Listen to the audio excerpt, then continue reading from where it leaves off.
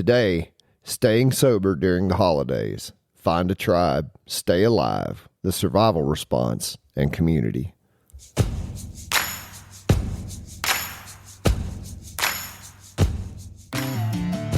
Welcome to Sacred Grit, a podcast equipping men to conquer addiction and overcome inner struggles through physical, mental, and spiritual disciplines so you can become a man of honor and integrity.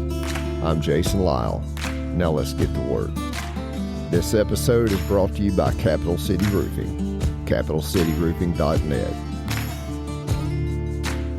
What's up, my dude? Welcome to Gritty Wednesday and the Sacred Grit podcast. Now, on Sunday, I talked to you quite a bit, philosophically, psychologically, sociologically, all manner of things about community. And, you know, I think I repeated myself in there quite a bit, but I think I got the point across, and that point being that in order to become the best version of yourself and in order to stay sober, you need a community. And I want to talk about how community taps into our primal need to survive.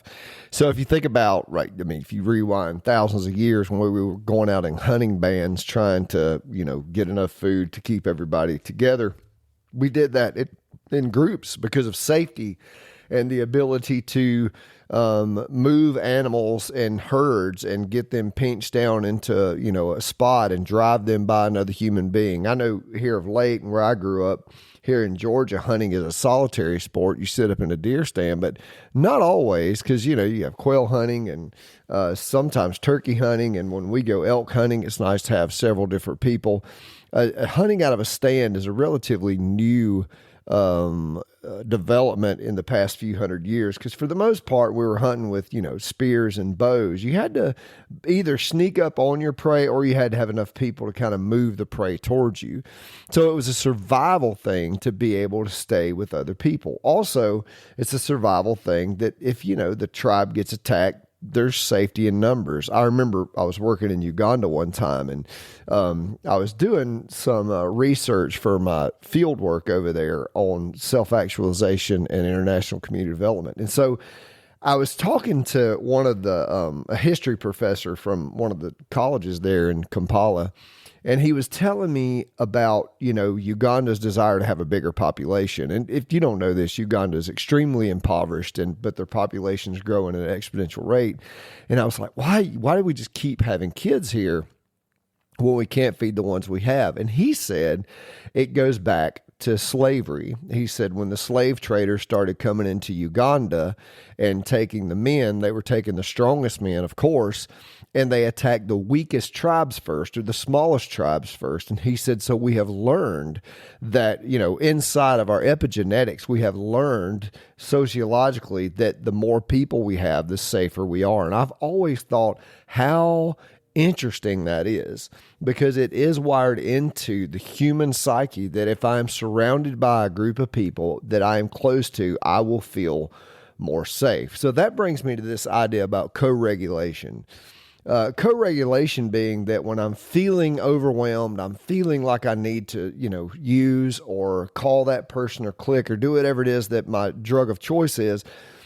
If I can get myself to another human being, whether that's on the phone or whether that's in a meeting or whether that's having a coffee, as I start talking to this human being, I become aware that I'm not alone. And here's the cool thing. I start to release stress hormones out of my body, right? I start to process and I start to regulate my nervous system. This is the same thing as cold water, breath work, yoga, meditation is co-regulation. When another human being comes into my presence, or more than one, two or three, it's the exact same mechanism. I start to feel safe in and of my own skin, and I'm able to just calm myself down. And that'll usually get me past cravings. This is why in, recovery, we tell guys that come into meetings, you need to make the call your brother, stay on the list, run down there, because we're trying to get co-regulated to keep from using. If I can get co-regulated, then I can regulate myself, then I can be okay. And I mean, listen, man, I've been through this situation where I've went down a list, calling number after number after number, trying to find a buddy that I can talk to. Now, there are some key components to finding that friend that you can talk to. And so I want you to know this. Number one is that they listen with no judgment. So that's important, because you don't need a buddy to sit there and tell you what you need to do. Well, what you need to do is, right? You don't need that. You just need somebody who will listen to you, explain your struggles, and not judge your struggles. The second thing is you need somebody you can trust, right?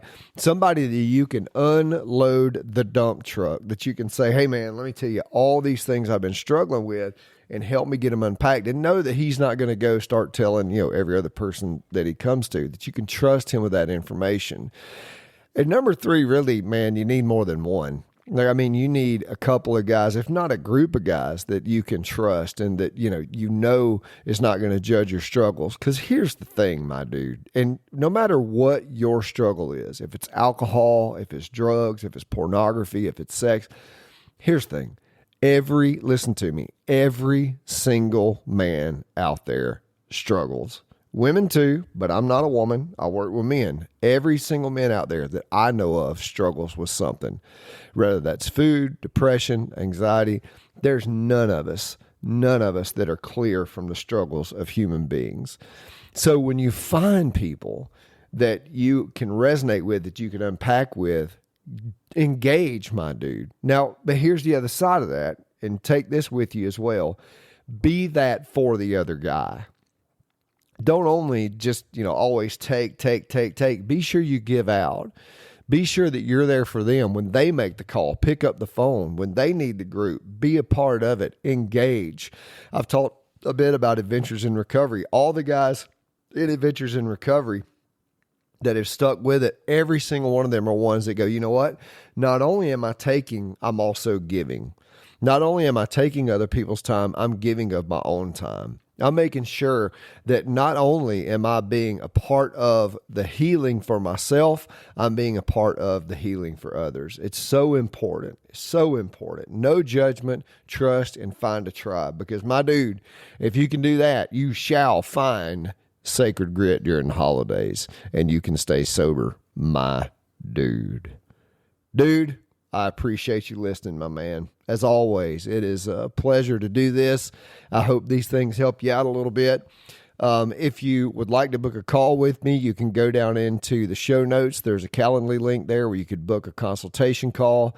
We could chat it up and see if I can help you out, because that is what I do, and it is what I love to do, help you through spiritual or addiction problems, whatever it is you're struggling with. I am more than happy to help you out. Now, speaking of help you out, our sponsors are amazing, and our closing sponsor is Mr. David Dodd at Edward Jones McDonough. Now, let me tell you something about David. David can handle all of your retirement needs and investment needs, man. Like, he does it all. And all you have to do is Google up Edward Jones McDonough, David Dodd, and there he will be. All right, my dude. I hope you have an excellent week. Merry Christmas. I will see you on Sacred Sunday.